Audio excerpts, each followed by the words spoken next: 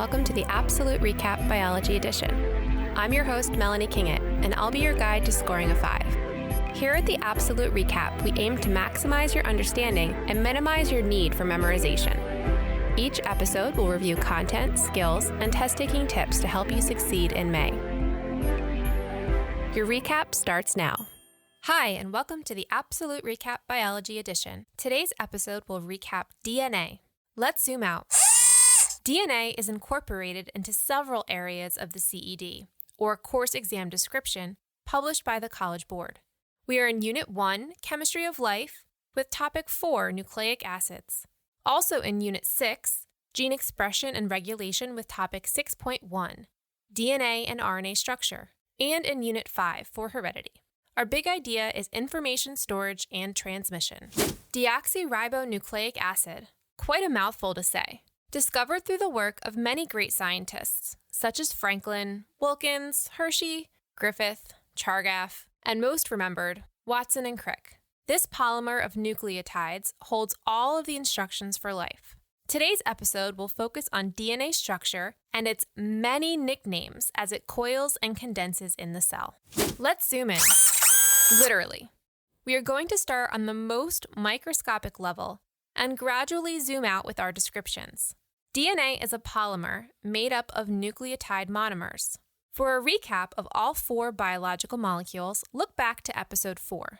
There are about 3 billion nucleotides within one human cell, and stretched out would be about 2 meters long. A nucleotide has 3 parts: the pentose sugar, from which DNA gets its deoxyribose name, the phosphate group, which gives DNA its acidic quality, and a nitrogenous base, encoding the genetic information.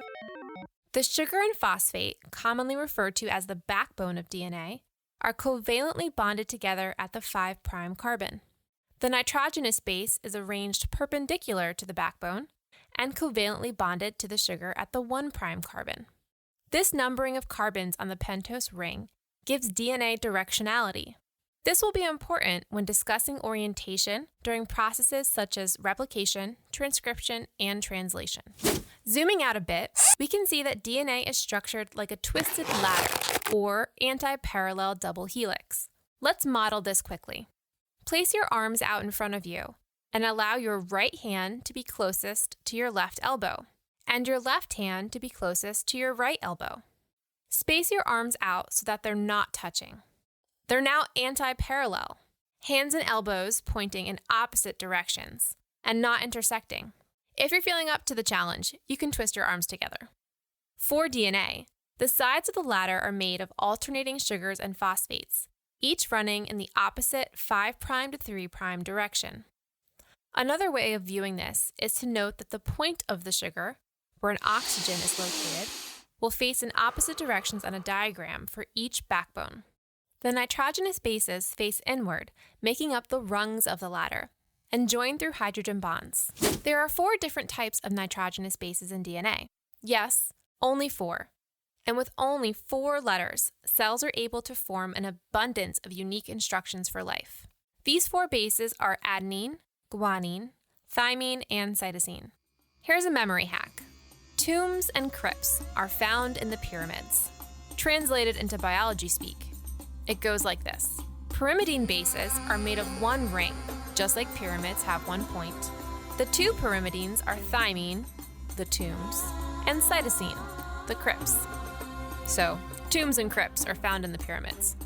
No good? Prefer a chemistry-themed memory hack? How about this one?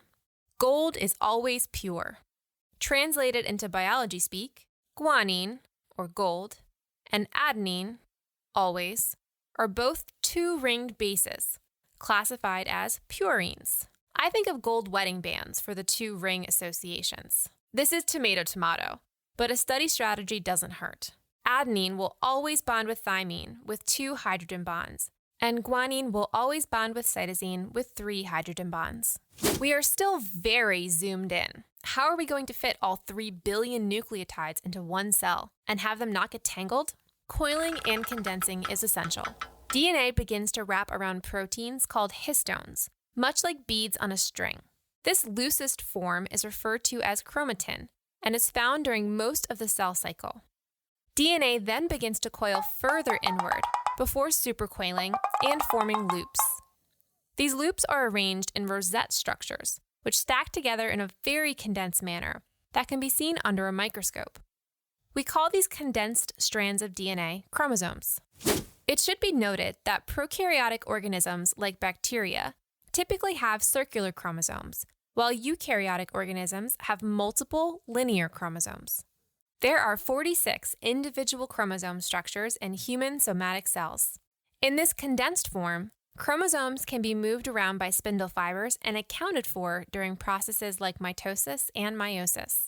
Both prokaryotes and eukaryotes can also contain plasmids, small, extra chromosomal DNA molecules that serve a variety of functions for the cell.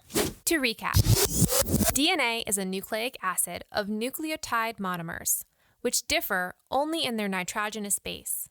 It forms an antiparallel double helix that coils and condenses into chromosomes when preparing for cellular division. Today's question of the day is about RNA. Which nitrogenous base is unique to RNA?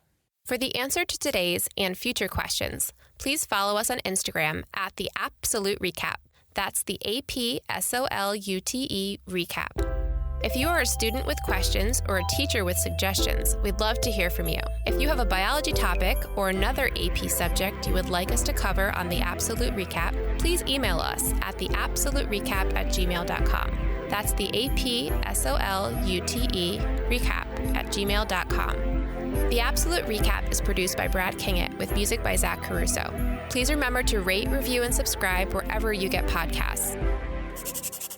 Time's up, pencils down.